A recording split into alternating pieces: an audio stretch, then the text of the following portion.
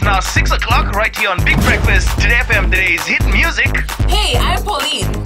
And I'm Alan. Tune in to the Breakfast Show on Today FM with Pauline and I every weekday morning From 6 a.m. to 9 a.m. right here on Today FM, today's hit music. Today FM, today's hit music.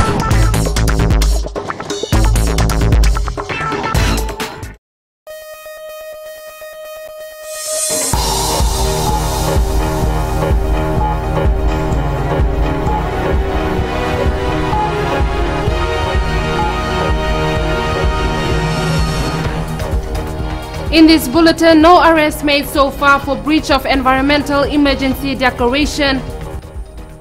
More to be implicated soon in Northern Division drug raids. And Fiji National Provident Fund reviews its education assistance to members and families.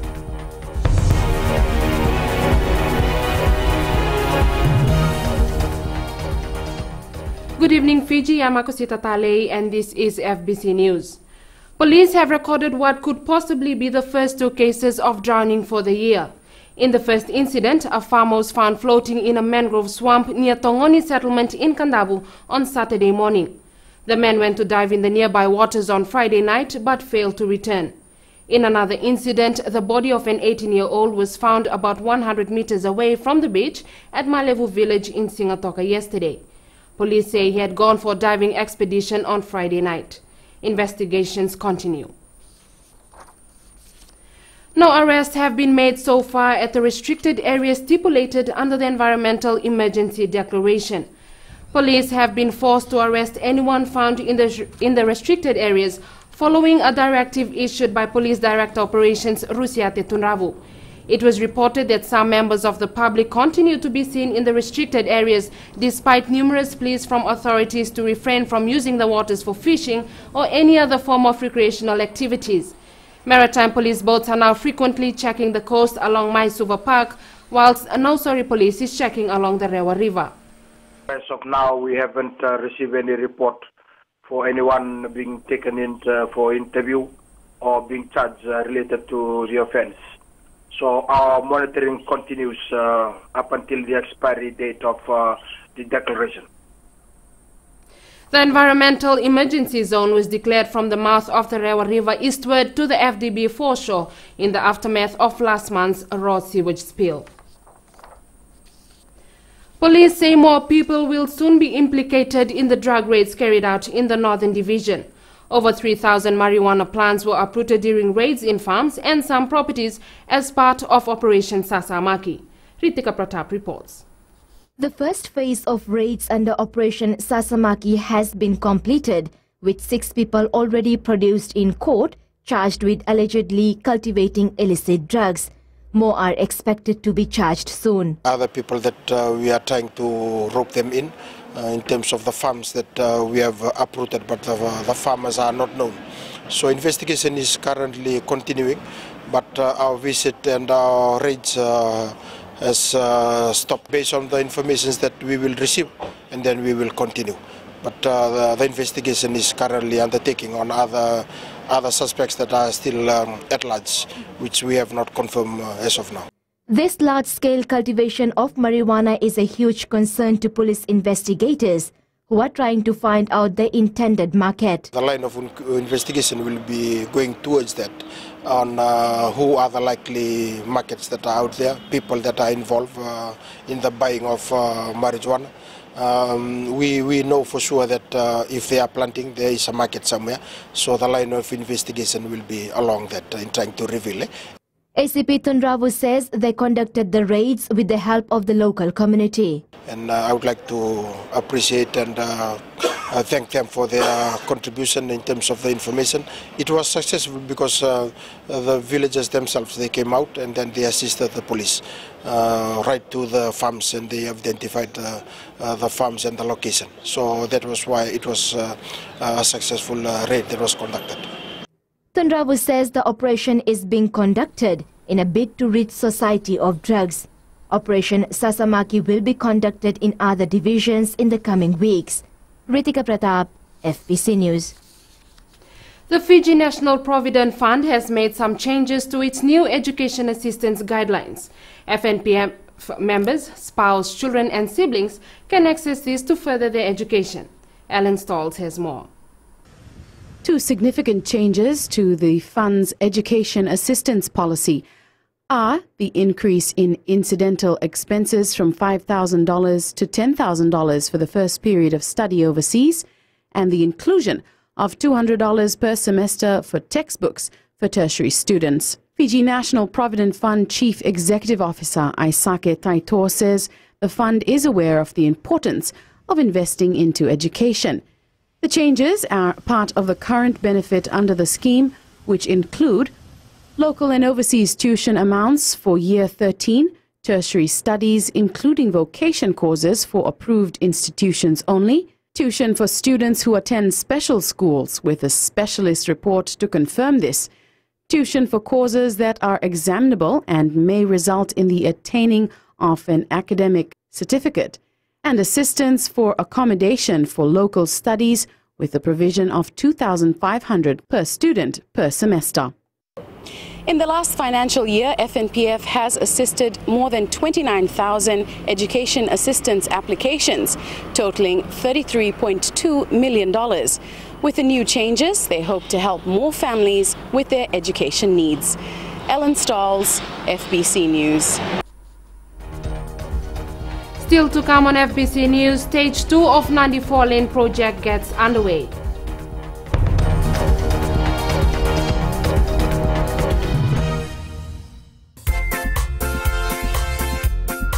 Ya bina boleh menonton wajib main yang wajib menonton bola FM 62 na seri na ngona ni ndende manda kay Central Rental sa bola kay Rasul ko terminichi me ba na koloko.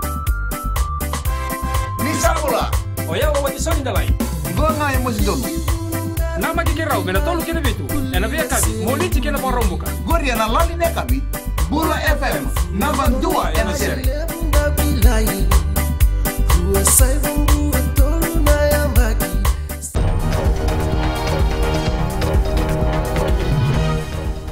Welcome back to FBC News.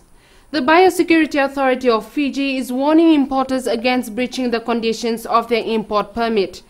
Executive Chairman Xavier Khan says officers have found that some importers breach the conditions of their permit by importing illegal products and trying to defraud BEF.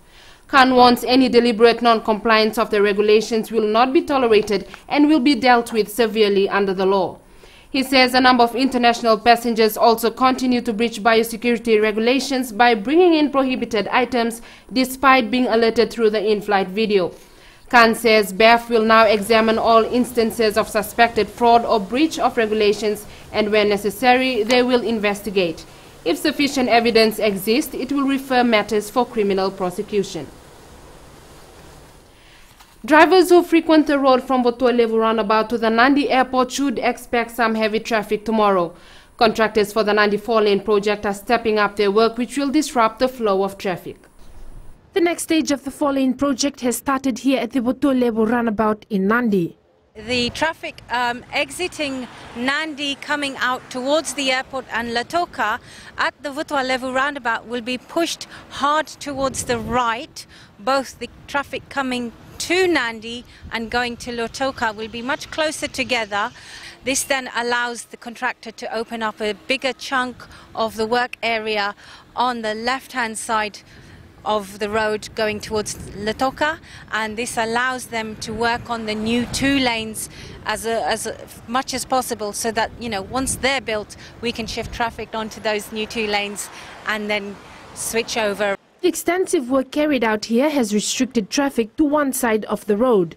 Drivers really have to focus on the idea that they're going to be pushed over to the right and as hard as possible and close together as we can within safe limits and at a safe operating speed.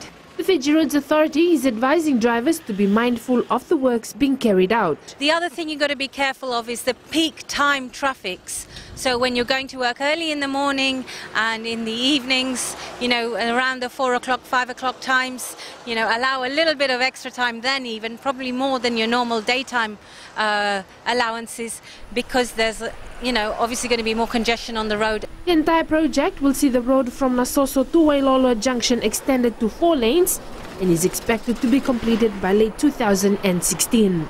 Eleanor Turangay View, FBC News. In our successful Fijian segment this week, we look at a family business which has today grown from strength to strength. Chanel Sivan tonight speaks with Div Damoda, the chief executive of Damoda Brothers.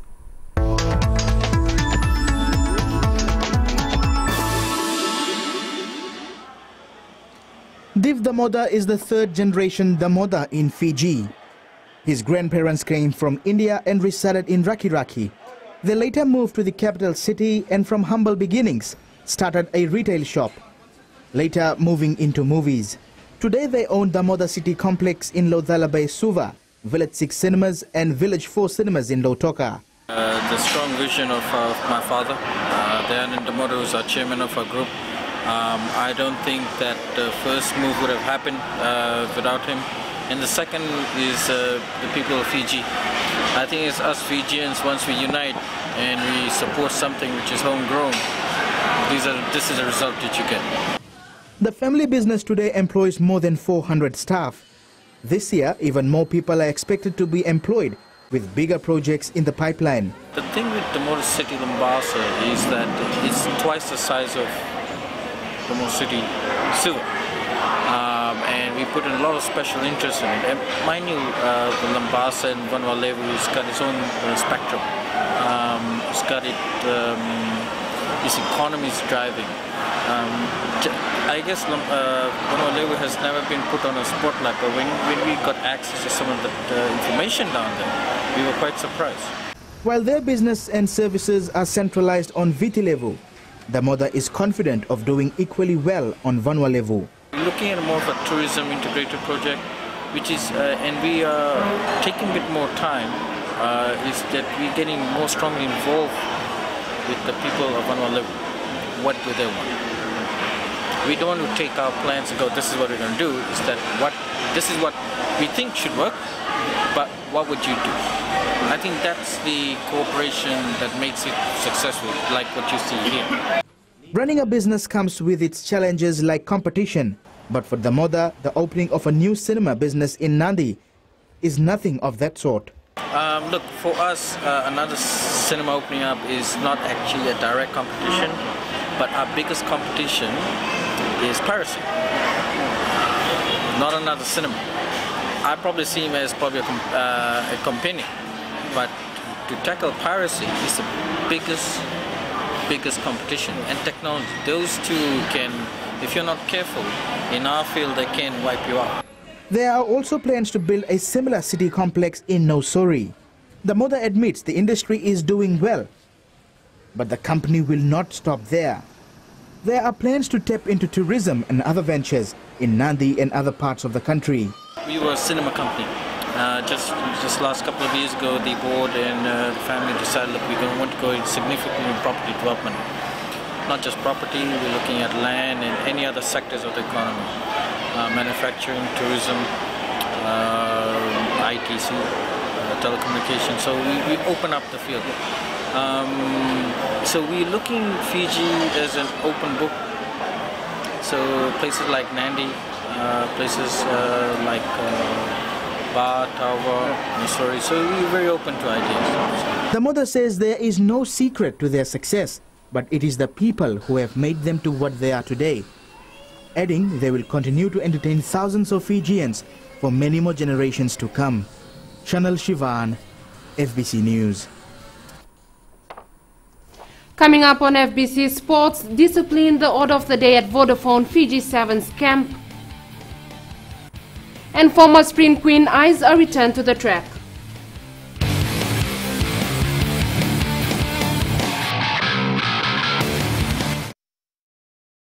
गुलाब तो कांटों में ही खिला करते हैं, दिए तो आंधी में भी चला करते हैं। खुशनसीब बहुत होती है वो शाम, दोस्त आप जैसे जिंदगी में जन्मिला करते हैं। हेलो हाय नमस्ते बुला पीजी, मैं हूँ आपकी मस्तानी शाम होस्ट जोसलिन नारायण। मस्त मगन गाने, ताज़ा खबरें और बहुत कुछ हर शाम 4 से रात 7 बजे तक राइट किया on radio PG2।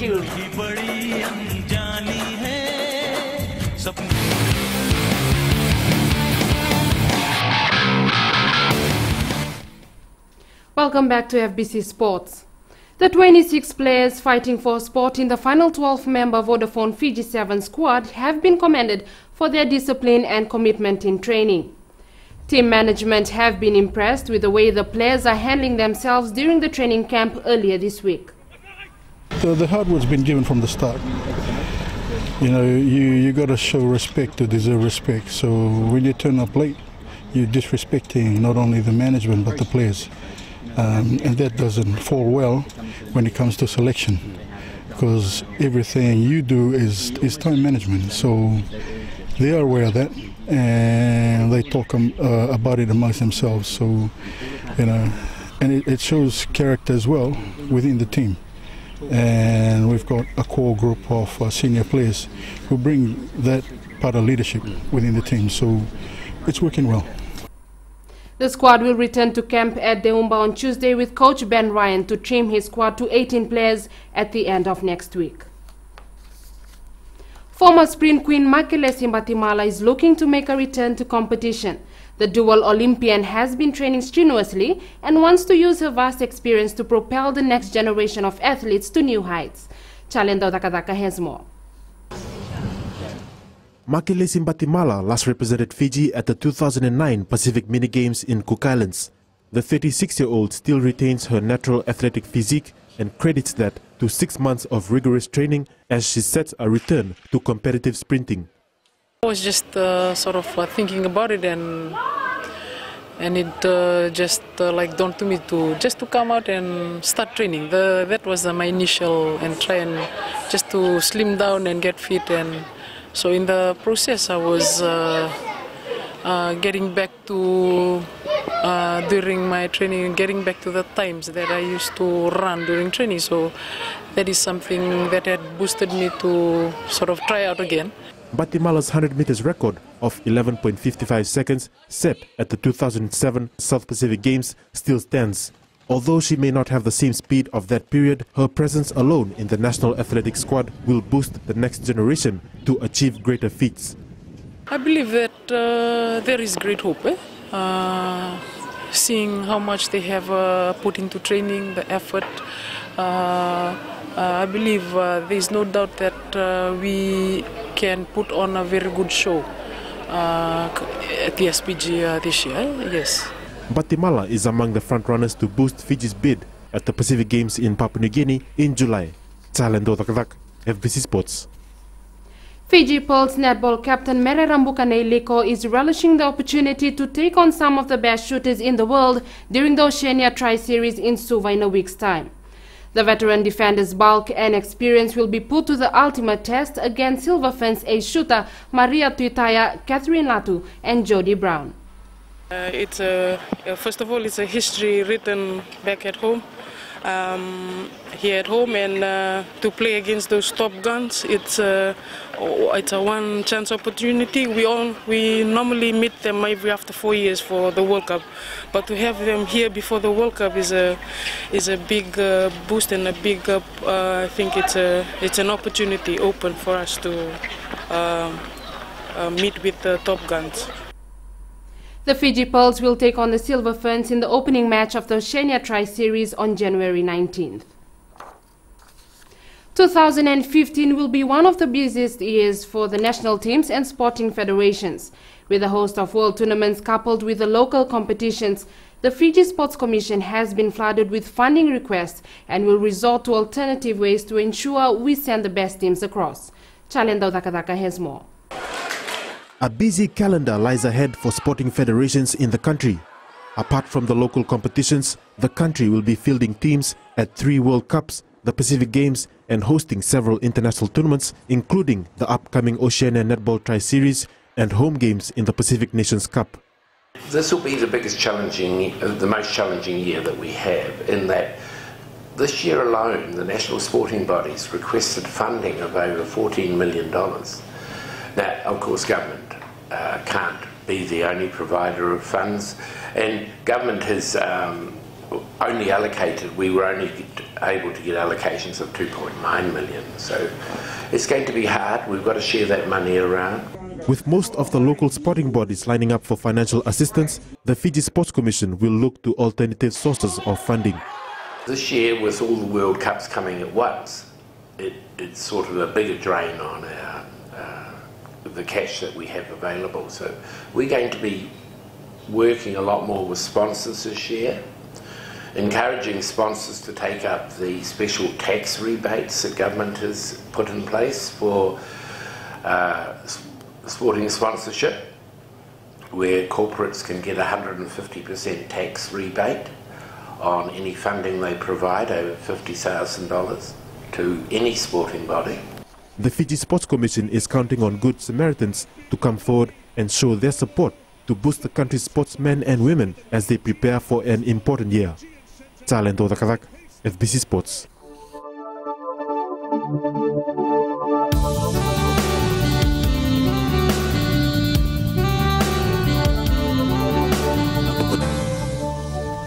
Clouds and showers were experienced over most parts of the country today. A tropical disturbance remains slow-moving over Solomons. Meanwhile, another low-pressure system lies southwest of Fiji. Another trough of low pressure affects Fiji, Solomons and Vanuatu.